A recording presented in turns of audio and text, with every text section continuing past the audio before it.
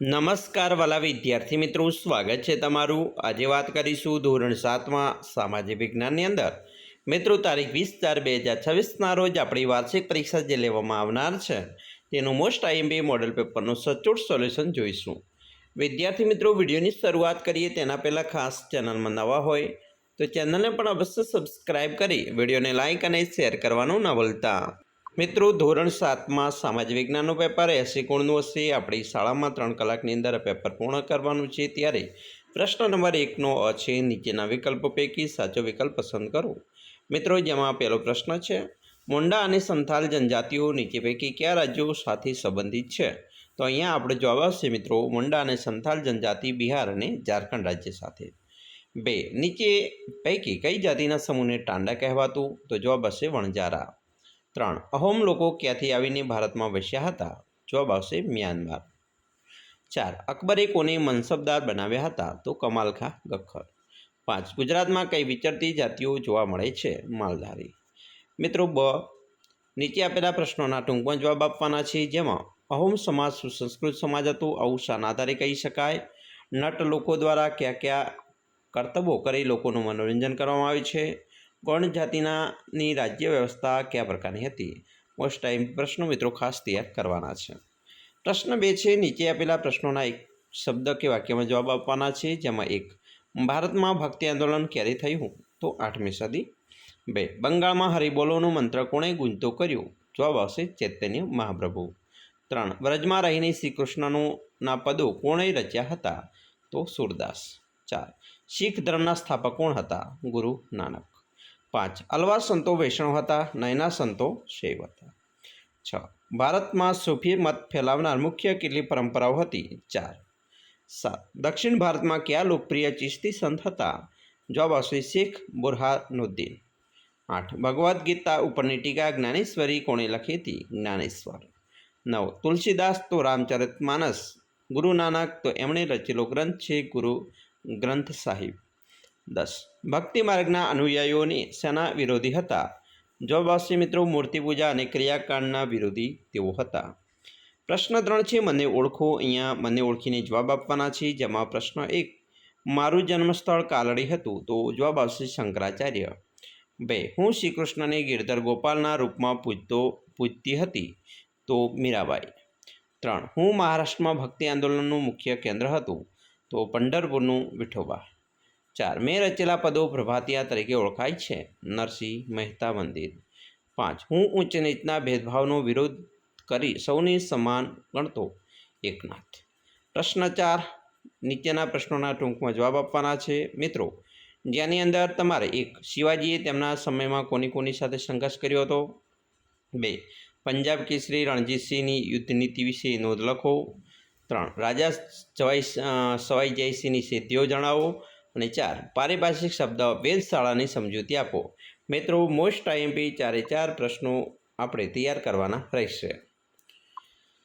પ્રશ્ન મિત્રો 4નો બ છે, વિધાન ચેકી, ખોટા શબ્દને ચેકી નાખવાનો છે, વિધાન ફરી લખવાનો છે, જેમાં 1, પ્રથમ પેશવા બાલાજી વિશ્વનાથ હતા, અહીંયા જવાબ આવશે બાલાજી બાજીરાવ, ચેકી દઈશું।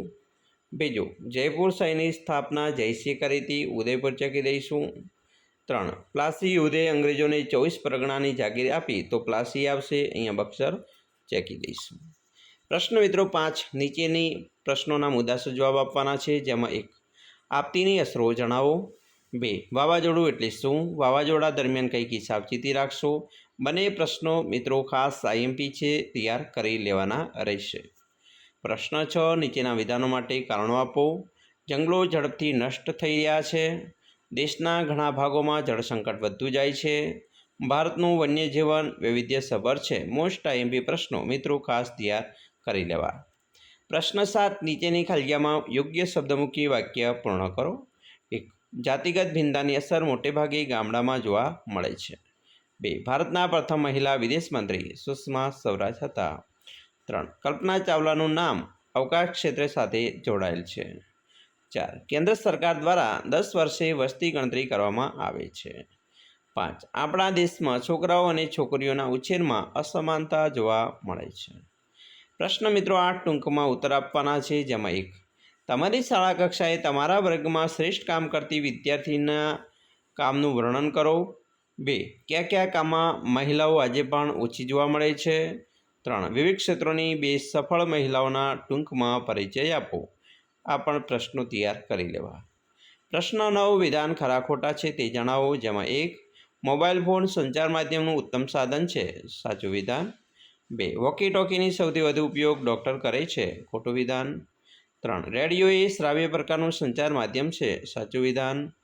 4 વિવિધ સંસ્થાઓ પોતાના કાર્યોને બજારમાં પહોંચાડવા માટે જાહેરાતનો ઉપયોગ કરે છે.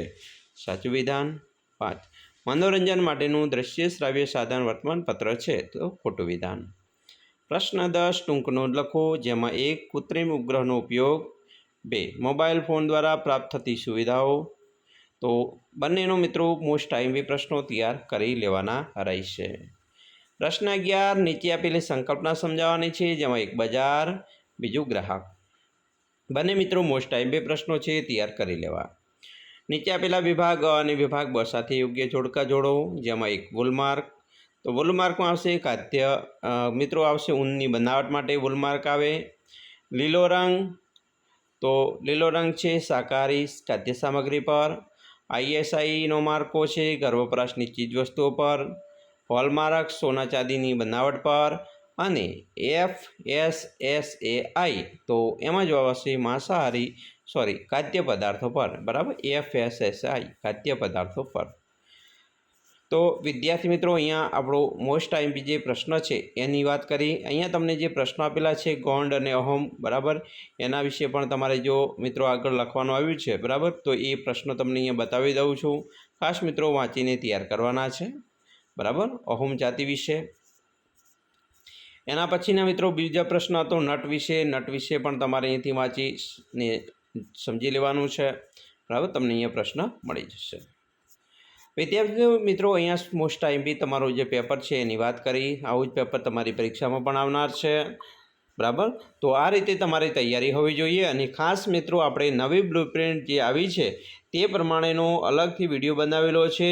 એ પ્રમાણે જો તમે વાંચશો તો મિત્રો તમને 100% તમે 80માંથી 80 ગુણ લાવી શકશો. એટલા માટે આપણી ચેનલના પ્લેલિસ્ટમાં જઈ અને તમે અહીંયા જે આપણી નવી બ્લુપ્રિન્ટ પ્રમાણેનો જે વિડીયો મૂકેલો છે એ વિડીયો સંપૂર્ણ મિત્રો સ્કીપ કર્યા વગર એક બરાબર, તો તમે સંપૂર્ણ જોશો તો તમને મિત્રો અહીંયામાં 80માંથી 80 ગુણ લાવવા માટે ખૂબ જ એ વિડીયો ઉપયોગી નીવડશે.